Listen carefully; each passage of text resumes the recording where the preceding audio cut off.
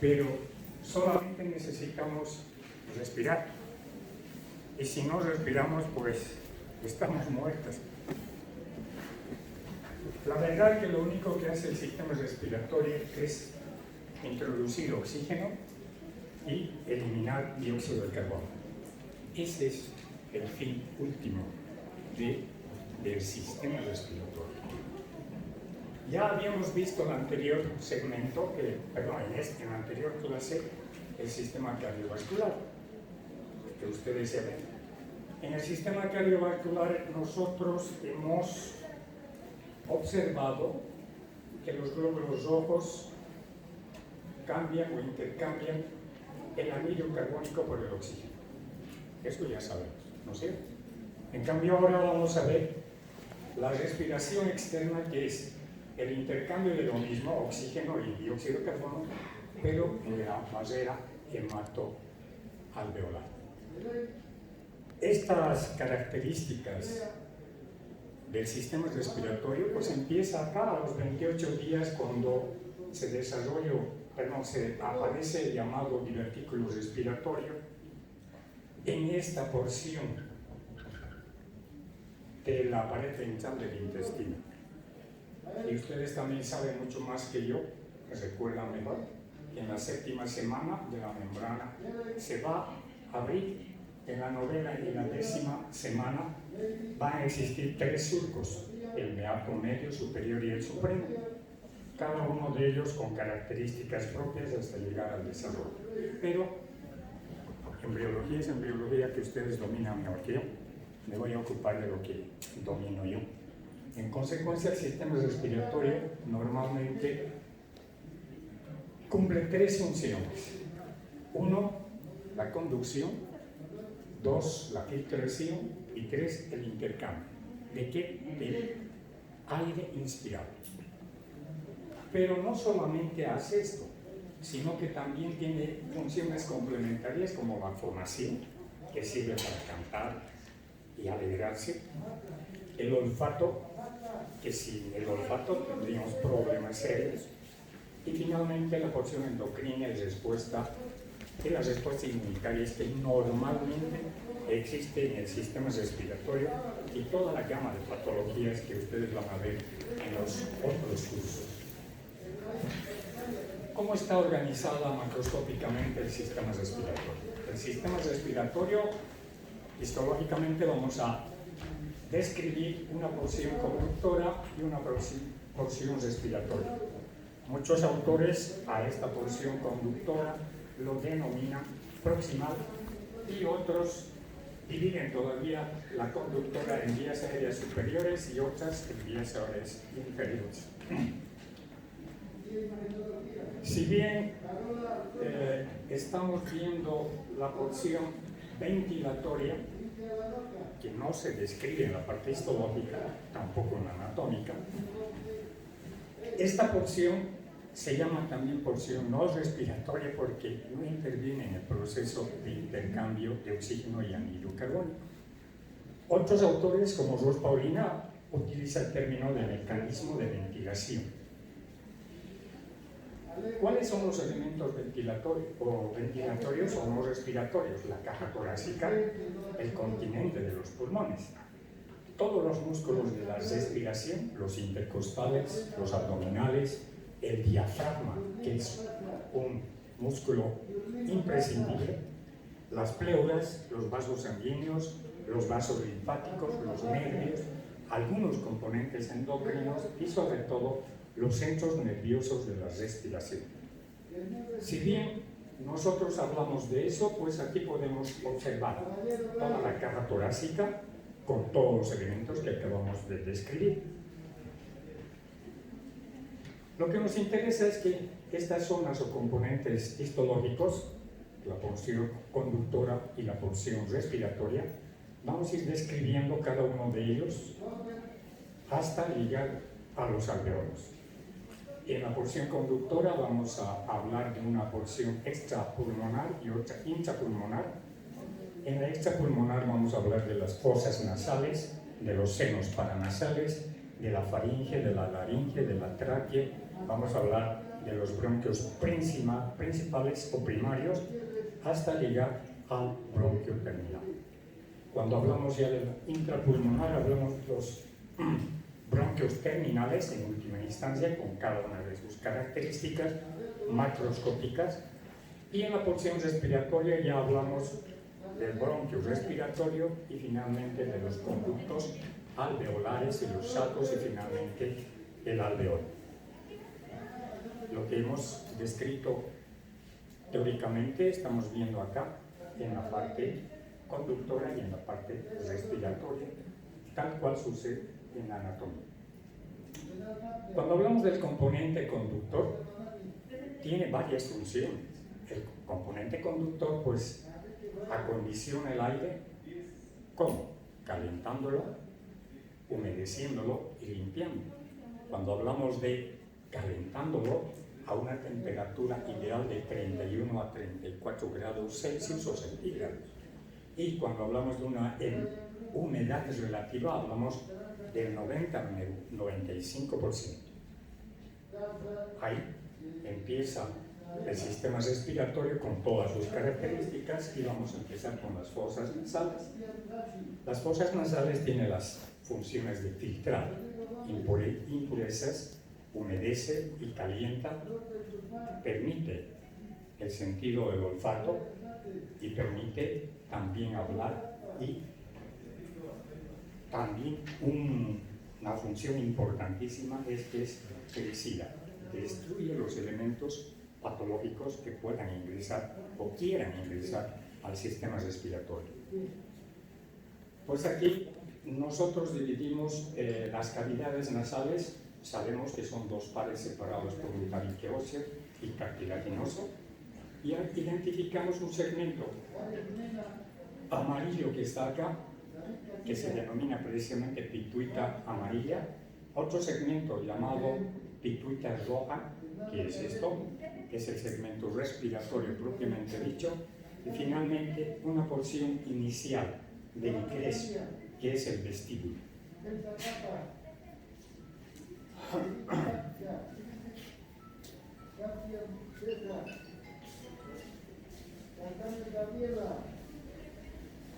Empezando por el vestíbulo nasal, tiene más o menos la parte inicial de las fosas nasales, aproximadamente 1.5 centímetros, presenta un epitelio idéntico de la piel, es decir, el del rostro, tiene gran cantidad de vibrisas, esto es importante, y de glándulas sebáceas. Esto sirve para ¿qué? Para bloquear o atrapar todas las partículas que quieran ingresar a nuestro sistema respiratorio. Hacia atrás, este epitelio, que era igualito que el de la piel, se va transformando en epitelio respiratorio, es decir, epitelio cilíndrico pseudoestratificado ciliado. Lógicamente que aquí se agregan las glándulas sebáceas. Aquí podemos observar las vibrisas y el epitelio que permite evitar que ingresen bacterias, virus, polen o polvo. Empezaremos por el segmento respiratorio que también se llama pituita roja. En la pituita roja constituye la mayor parte de la cavidad nasal. Algunos autores dicen 10 centímetros, pero en la superficie de ambas superficies de las superficies nasales. Está tapizado por epitelio cilíndrico pseudoestratificado ciliado o lo que nosotros conocemos como epitelio respiratorio, que es el mismo desde aquí hasta el último, hasta los bronquios terminales. La mucosa respiratoria está involucrada, les había adelantado ya, en esto que llamamos inmunidad de la mucosa. ¿Qué quiere decir esto? Quiere decir que vamos a hablar nosotros aquí de antígenos, anticuerpos, gracias a estos elementos que se llaman linfocitos T, gamma delta, que ustedes ya los conocen, el linfocito T operador, el linfocito T regulador y el linfocito B. Aparte de eso tenemos los neutrófilos, los basófilos, los mastocitos y todos los macrófagos que ustedes conocen con el nombre de histiocitos. Estamos viendo la porción roja o pituita roja que estamos describiendo, y el epitelio que ya indicamos anteriormente presenta una lámina propia. Aquí la lámina propia es bien delgada y se adhiere directamente al hueso o al cartílago, por eso que se llama mucoperióstica o mucocartilaginosa. En la parte media, como hemos visto, existen unos plegamientos que se llaman cornetes, son superior, medio e inferior. Esto sirve para aumentar la extensión de la superficie, es decir, que van a causar turbulencia, es igual que el aire acondicionado, precisamente para eso sirven los cornetes, para acondicionar el aire que inspiramos. Es decir, si es muy caliente lo va a enfriar y si es muy frío lo va a entibiar.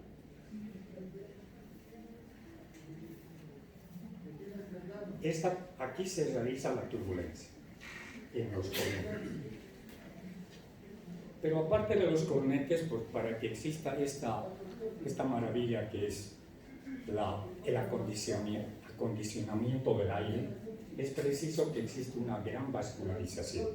Y ustedes pueden ver, está vascularizado por la arteria etmoidal anterior, la posterior y la esfenopalatina. Y aparte de eso tenemos otra que viene de la función de los labios, que es la arteria labial superior y la palatina mayor. Esta porción que está aquí se llama plexo meentérico de Kesselbach. Este plexo de Kesselbach es importante, no en este momento, sino cuando ustedes vayan a la parte clínica. Incluso ahora, que es la época de los resfríos, esta parte, por la fragilidad capilar, por el estornudo o por sonarse fuerte, fácilmente se rompe. Y lo que sale es sangre. A eso denominamos epistaxis, ¿no es cierto? O hemorragia nasal. Esa hemorragia nasal, en casos no de resfrío, sino de hipertensión, es muy peligroso.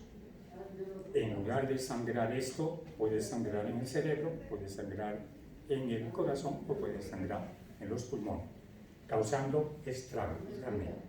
Pero por eso es importante, nos está alertando para ver una patología de fondo. Pero no queremos patología, sino solamente la parte histológica. Entonces ya hablamos de la mucosa.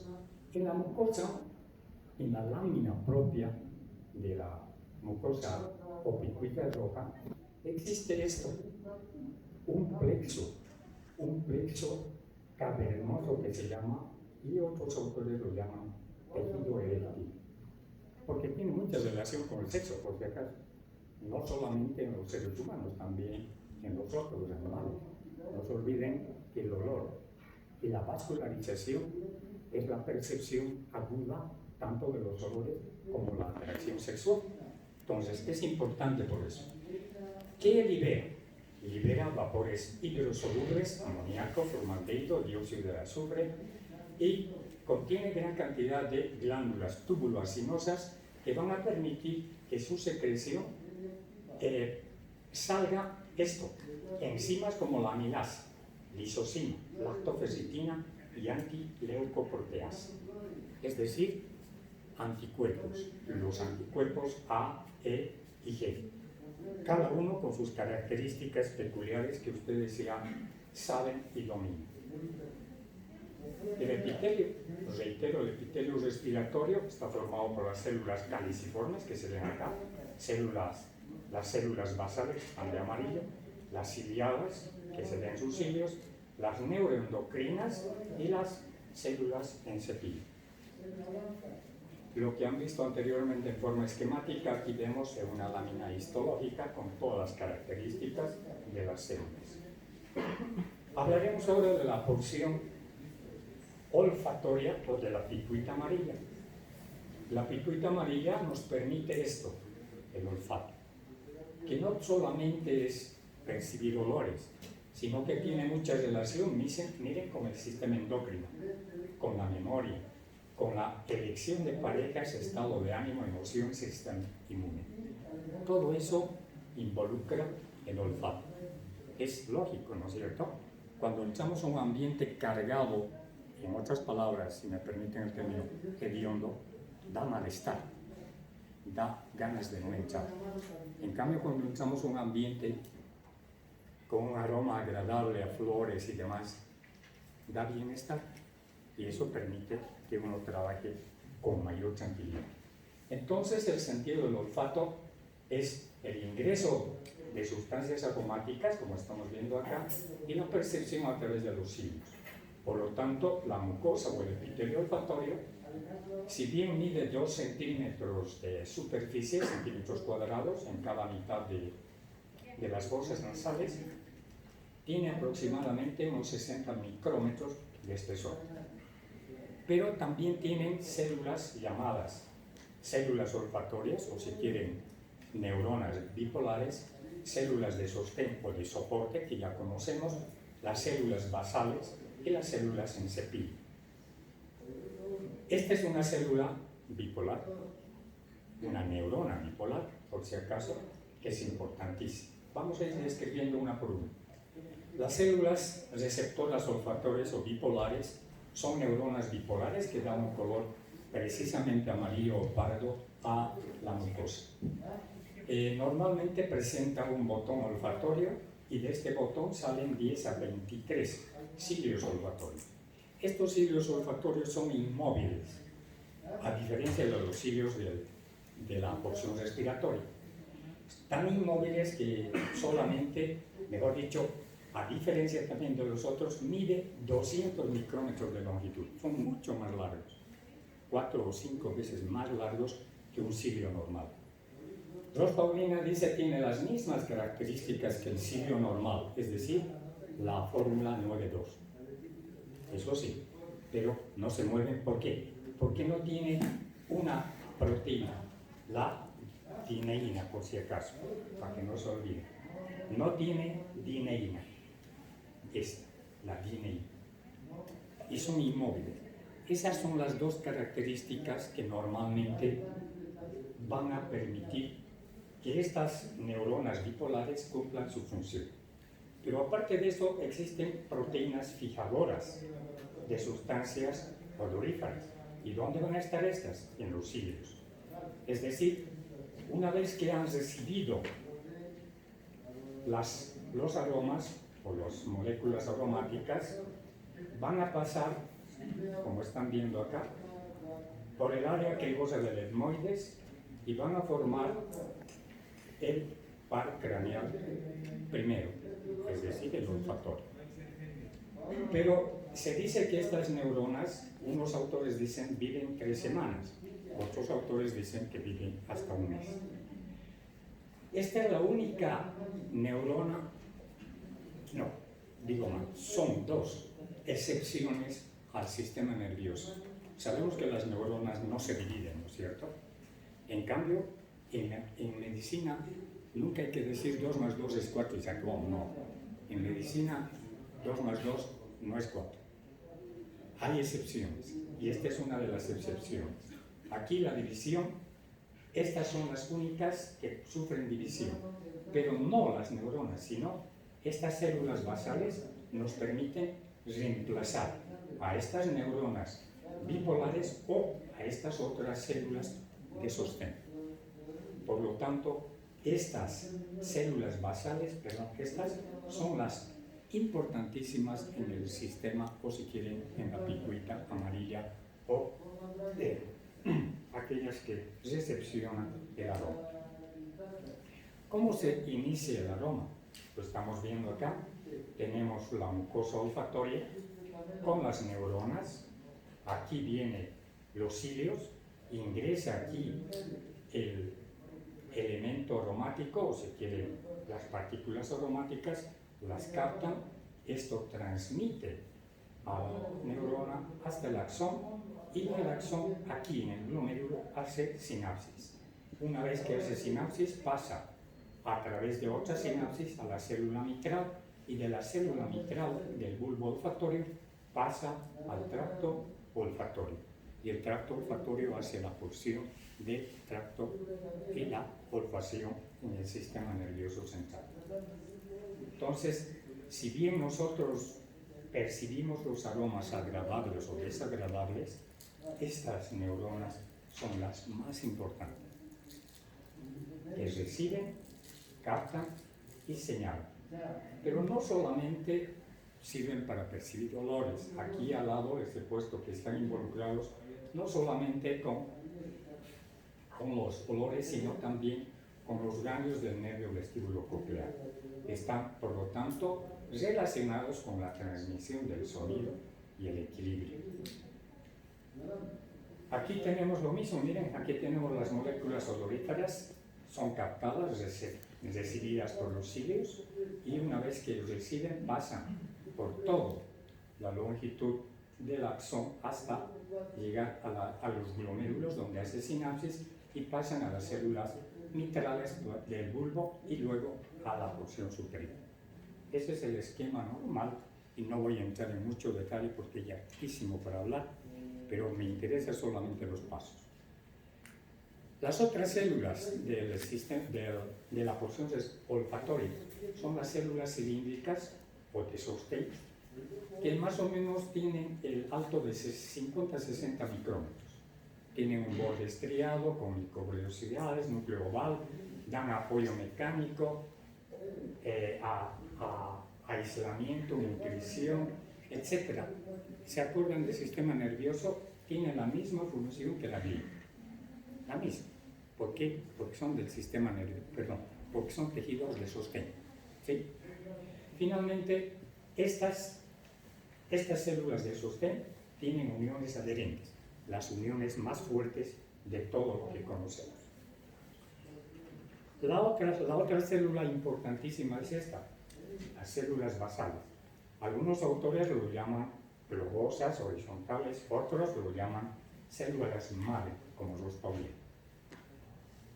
Son células progenitoras de otros tipos celulares, son cortas, basófilas, formas redondeada o piramidal, núcleo central, tienen la capacidad de proliferar y pueden reemplazar a las otras células del epitelio olfatorio. Se dice que estas células basales tienen una vida, algunos dicen menos a un año, otros dicen apenas 3 semanas.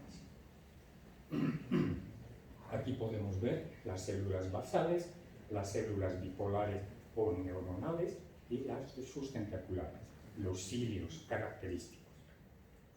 Hay algunos autores, como Rolf Ovina, habla de células en cepillo, que vistos al microscopio electrónico son microvellosidades romas, son células cilíndricas especializadas en la transducción de estímulos sensitivos generales, y dice que normalmente establece contacto desde la superficie basal hasta la porción sensitiva no olfatoria. Es decir, que estas células son quimiosensitivas. Y tiene razón, porque nosotros al percibir, por decir, cuando entra algo de una partícula de mayor tamaño a lo normal, queremos estornudar, nos molestan, ¿no es cierto?, las vibrisas, queremos sacar, y por lo tanto, estas células en cepillo tienen tanta la importancia porque son quimioreceptores. Aquí podemos ver, las que están de café, se tienen casi las mismas características, pero son sensitivas. Aparte de estas células, existen glándulas llamadas glándulas de Bowman, que son túbulo-alveolares y serosas. Secretan una secreción y dentro de ellos tienen gránulos. Estos gránulos son de lipofucsina, que normalmente le van a dar el color amarillo a esta porción del tejido. Su secreción de las glándulas de Bowman actúan como solvente de las sustancias aromáticas.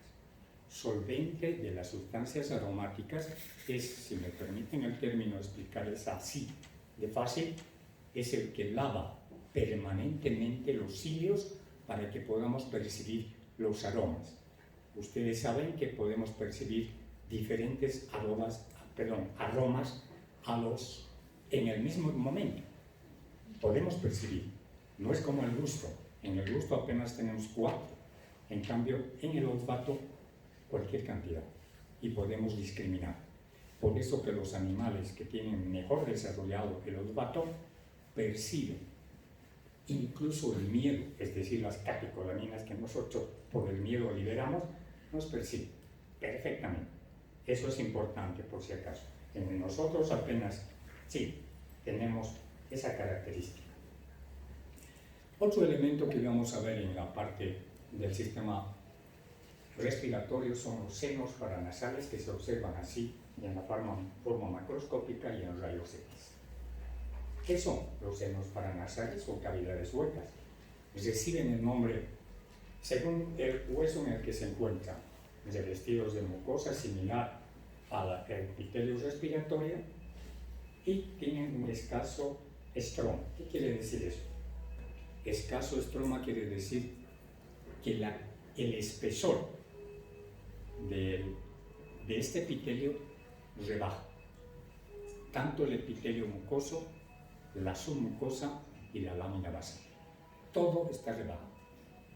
Pero si bien está rebajado con estas características, el epitelio, sabemos, epitelio respiratorio, la lámina propia con la mucosa y el periósteo se unen formando la membrana mucoperióstica directamente y delgada y contiene gran cantidad de glándulas. Eso es la parte histológica.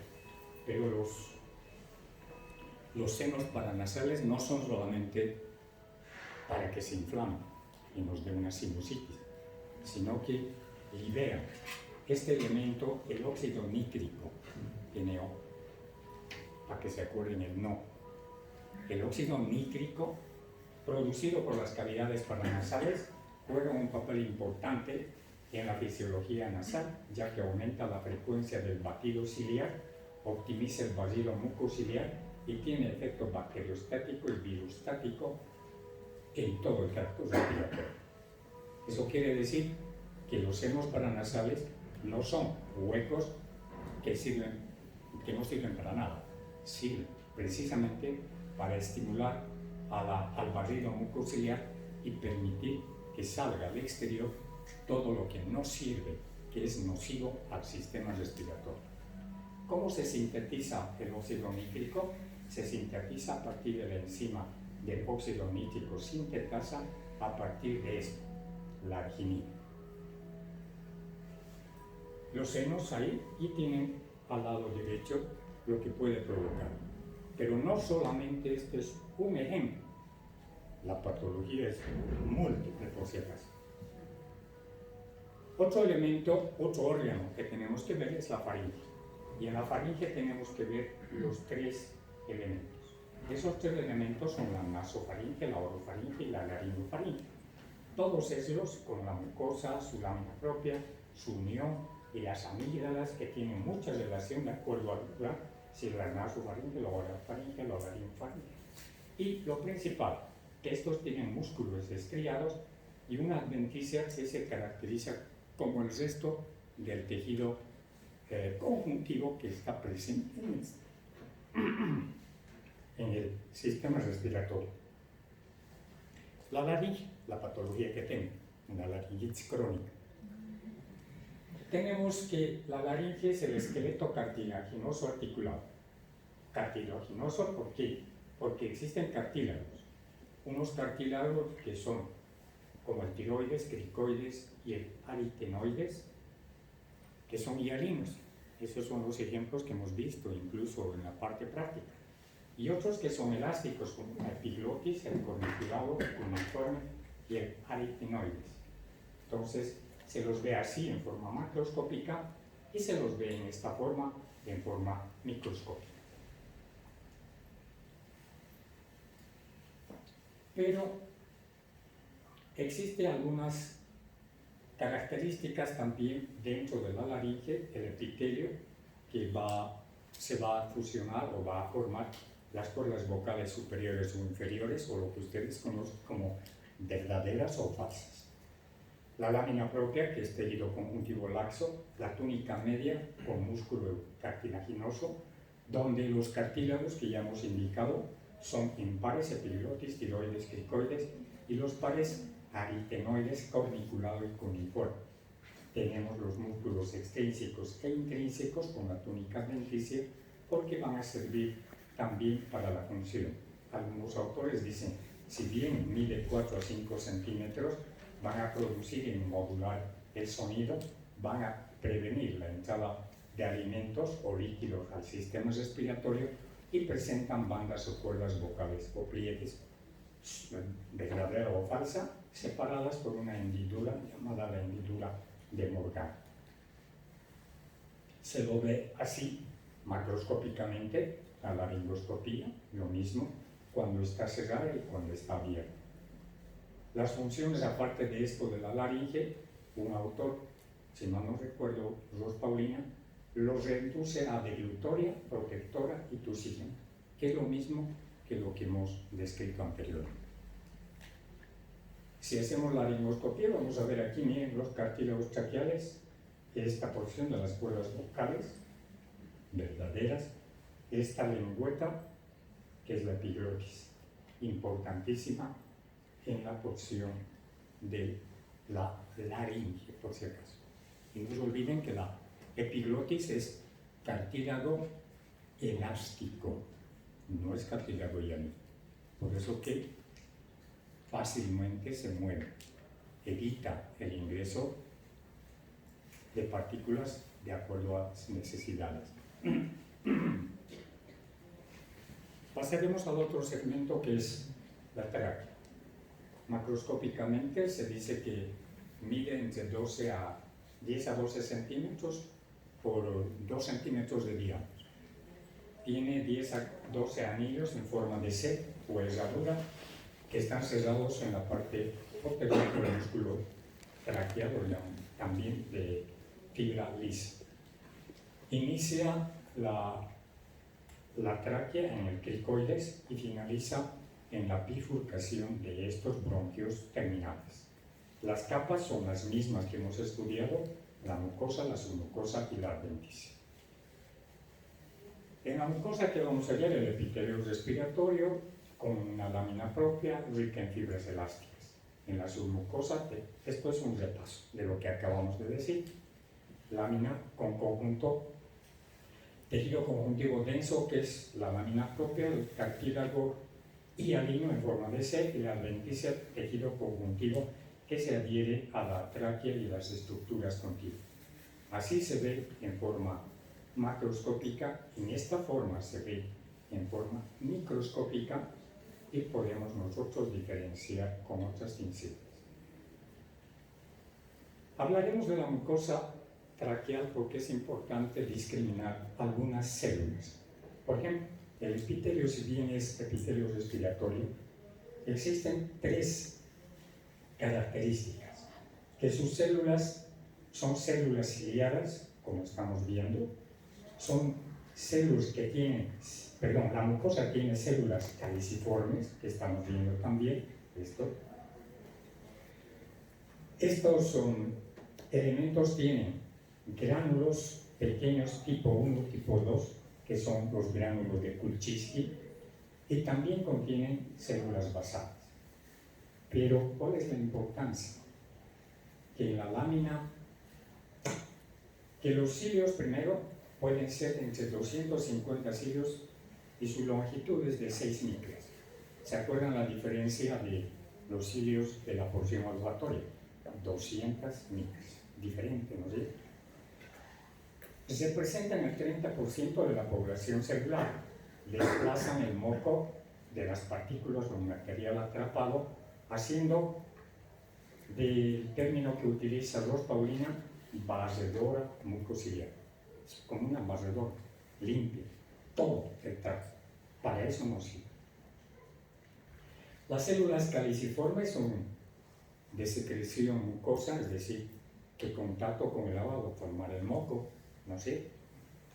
Son gránulos de mucígeno, reitero aquí, más agua nos da moco. Representan el 30% de la población celular y aparte de recibir y servir de muco y de protector, también se sirve de lubricante en la porción respiratoria. Y se lo ve así a una célula caliciforme o, si quieren, una glándula unicelular que ustedes ya conocen. Las células en cepillo son células cilíndricas con gránulos, 3% de la población celular total, tienen sinapsis, como estamos viendo aquí, estas prolongaciones epidermodendríticas que se asocian con lo que ya hemos indicado, con los receptores sensitivos. Las células del sistema neuroendocrino difuso están caracterizadas porque presentan gránulos pequeños. A estos gránulos los llaman células o gránulos de Kuczynski. Secretan catecolaminas, hormonas polipeptídicas, serotonina, calcitonina, polipéptido secretor de gastrina, la bombecina. Todos estos son hormonas. Representan el 3 al 4% de la población celular. Su función de estas células del sistema neuroendocrino es vigilar la cantidad o los niveles de oxígeno y dióxido de carbono. Esto es, ¿se acuerdan del oxímetro de pulso de los pulgares? Aquí no necesitamos el oxímetro de pulso, nos los hace gratis estas células. Estas células del sistema neuroendocrino que se asocian a las terminaciones nerviosas nos van a formar los cuerpos neuroepiteliales pulmonares, que normalmente tienen una función específica. Las células basales también tienen, o son las células de reserva o células madre que van a generar o transformarse en las otras células que acabamos de describir. Representan el 30% de la población celular. En la lámina propia nos dice que existen células, no solamente las que hemos descrito, sino también el linfocitos, plasmocitos, mastocitos, eosinófilos y fibroblastos. Existe el tejido linfático que ustedes conocen con el nombre del BALT, ¿no es cierto? El BALT es el tejido linfático asociado a los bronquios, que es tejido linfático. Límite que existe, el límite de la lámina propia limita la mucosa y la submucosa, definiendo esto a través de una tinción que se llama el PAS. Es el ácido periódico de Schiff positivo que nos está indicando que es positivo cuando hay un límite entre la mucosa y la submucosa. ¿Qué más? Seguiremos. La siguiente porción es el árbol bronquial. Si ustedes lo vuelcan a este árbol que está en el esquema, es precisamente así como se ve nuestro árbol bronquial. No voy a entrar mucho en detalle, pero tenemos, después de la tráquea, tenemos la bifurcación. A esta porción es importante, los que van a dedicarse a la anestesiología, a esta porción lo denominan carina, como la mantequilla, carina. Entonces, ¿por qué? Porque si nosotros entubamos y nos pasamos aquí, causamos problema. O pasamos de este lado, también causamos problema. No tiene que pasarse de este nivel. Por eso es importante. Bueno, todas esas partes lo saben en forma anatómica ustedes. Aquí les hago un resumen. Los bronquios son principales o extrapulmonares, lobulares, con sus características segmentarias. Pero lo que nos interesa después de los bronquios son los bronquios en su estructura histológica. ¿Qué hallamos?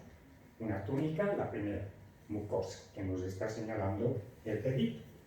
Es el mismo epitelio, epitelio respiratorio con cilios, y aquí es importante, secreta hormonas como la bombecina y la serotonina. ¿Qué característica tendría esta? La submucosa tiene fibra muscular lisa en forma circular, que estamos viendo acá. Normalmente, la tercera capa es la adventicia, que aquí sí hay que tener mucho cuidado y diferenciar con la tráquea. Vamos a observar cartílago en forma de placas. Es el cartílago hialino en forma de placas. Nos estamos señalando y aquí vemos al microscopio las placas de cartílago, miren, se ve muy bien. Para hablar de bronquiolos, nosotros hablamos a aquellos que tienen un diámetro menor a 1 milímetro. Y si hablamos de estos, siempre vamos a ver que disminuye la cantidad de células ciliadas y aumenta la cantidad de músculo liso.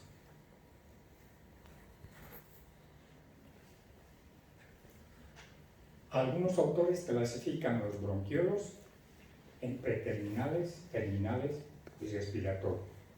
Son clasificaciones cualquiera que sea, pero tienen el mismo propósito.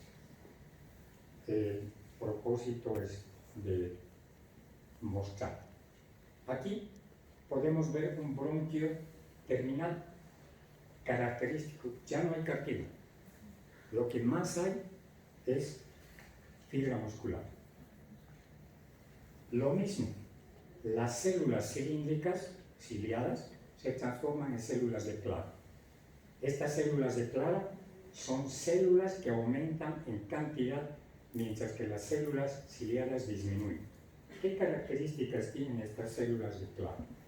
Son cilíndricas, con microvelocidades, tienen un citoplasma con gránulos secretorios de glucoproteína, protegen el epitelio bronquial, degradan toxinas del aire inhalado mediante enzimas del citocromo P-250, secretan el agente surfactante o llamado también tensioactivo, producen la proteína 16KB o CC16, son marcadores pulmonares mensurables y se dividen frecuentemente para permitir regenerar todo el epitelio bronquial. Aquí podemos ver en la parte histológica las células de Clark como se ven al microscopio. El segmento respiratorio empieza en la porción del bronquiolo respiratorio que estamos viendo ahí con la letra R. A ver, no sé cómo se maneja esto, pero así. La letra R, bronquio respiratorio. A continuación de este bronquio está el conducto alveolar. A continuación del conducto alveolar están los sacos alveolares y luego los alveolos propiamente dichos. Esa es la característica de la porción respiratoria. Ya no estamos hablando. Ahí están mostrando las flechitas, está muy bien. Aquí vemos lo mismo con detalle, pero ya con sus detalles y flechitas para que no se olviden. Si nosotros vemos así al microscopio óptico, así se ve al microscopio electrónico, tridimensional, lo mismo que hemos visto anteriormente, característico para que no se olvide. Si bien vemos que los alveolos son tan importantes, el epitelio del alveolo es epitelio plano simple, por si acaso. Este epitelio plano simple presenta poros llamados poros de Kohn, que son entre 8 a 60 micrómetros de diámetro, varía. Estos poros de Kohn son los que van a igualar la tensión alveolar, es decir, la cantidad de aire que va a existir en cada alveolo. Cada alveolo, saben ustedes perfectamente que cada pulmón tiene aproximadamente entre 150 a 250 millones de alveolos. El diámetro de cada alveolo es 0.2 y si nosotros sumamos la cantidad total de alveolos, vamos a tener un total aproximado de 140 hasta 150 metros cuadrados de superficie, de acuerdo al autor, en este caso, GNC. El autor, Ross Paulina, da una superficie de 72 metros cuadrados. Eso quiere decir un departamento de 3 dormitorios, living, comedor, cocina, baño, etcétera, etcétera. No. Entonces, esa es la superficie normal en cada pulmón, es decir, en el total de los pulmones. Normalmente, cada alveolo está rodeado y separado por tabiques interalveolares que los vamos a ir viendo. Estos tabiques están formados por estos 4 tipos de células. Los neumocitos tipo 1 representan el 95% de la superficie, o recubren, si quieren, el 95%. Tienen uniones ocluyentes, es decir, muy firmes. Estas células no se dividen. En cambio, los neumocitos tipo 2 representan el 5% de recubrimiento de la superficie. Son secretoras citoplasma lleno de gránulos que se denominan cuerpos laminares. Estos cuerpos laminares van a elaborar o secretar el surfactante, que ya hemos hablado para que sí. Se divide y se transforma en neumocito tipo 1. Las células, el tercer tipo de células son las células en cepillo. Son quimioreceptores que verifican la cantidad de aire en los pulmones. Estos son los que van a decir cuánta cantidad falta, cuánta cantidad necesita. A través de los poros, que hemos hablado. Normalmente, otra célula que tenemos que ver son los macrófagos. Los macrófagos alveolares, llamados también barredoras de polvo. Se los ve así, con el microscopio electrónico, y con el microscopio óptico se lo ve así. Esta es una silicosis. Todo lo que están viendo de negro y translúcido es una silicotuberculosis, que es lo que provoca el mal uso de los protectores de aire. Si bien vemos las células tipo 2, como en el slide, estamos viendo aquí dos. Estos son los cuerpos laminares, y aquí al microscopio electrónico los mismos se observan en esta forma. Estos cuerpos producen, aparte de esto, ácidos grasos, glucosa, colina y aminoácidos. Pero para repasar los surfactantes, surfactante A, B, C y D, con cada una de sus características. Eso ya lo saben y lo dominan, porque ya lo hemos visto y ya lo hemos estudiado.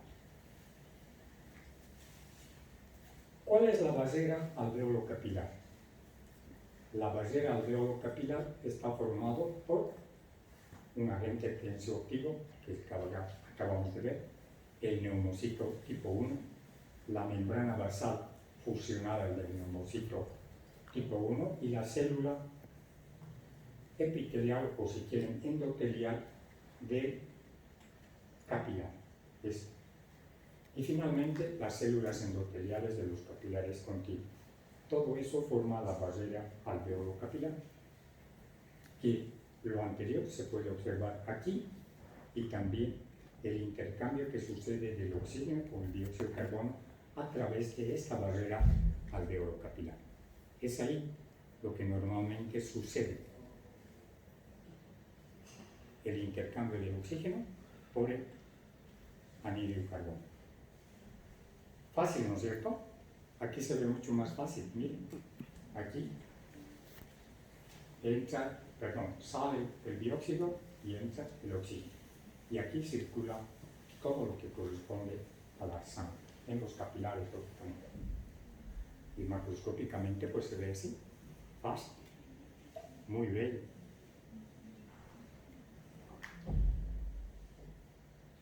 Un componente no respiratorio es la pleura, y vemos una pleura parietal y otra visceral. ¿Por qué es importante esto? Porque la pleura parietal y visceral agarra o contiene un líquido que se llama líquido pleural, que normalmente nosotros no percibimos la respiración, el movimiento de los pulmones. ¿Por qué? Porque existe el líquido pleural. Pero cuando hay un derrame, y se llama derrame pleural, una pleuresía, entonces aquí sí, ahí sí que hay dificultad para respirar. Entonces, en ese caso sí hay que drenar. Pero normalmente no tiene que existir ningún tipo de patología o ningún tipo de restricción respiratoria. ¿Qué es en sí para nosotros la piel. Es una sedosa o un mesotelio cuyas células descansan sobre una delgada capa de tejido conectivo colágenoso denso. Como toda sedosa, se lo observa así. Y así pueden ustedes ver cómo funciona nuestro organismo, y eso es lo que normalmente debe ser un organismo sano, completo, con un funcionamiento ideal. Creo que ya acabamos.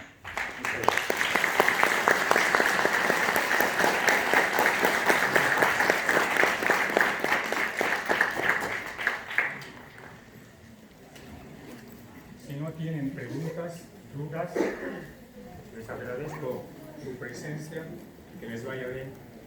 Buenos días.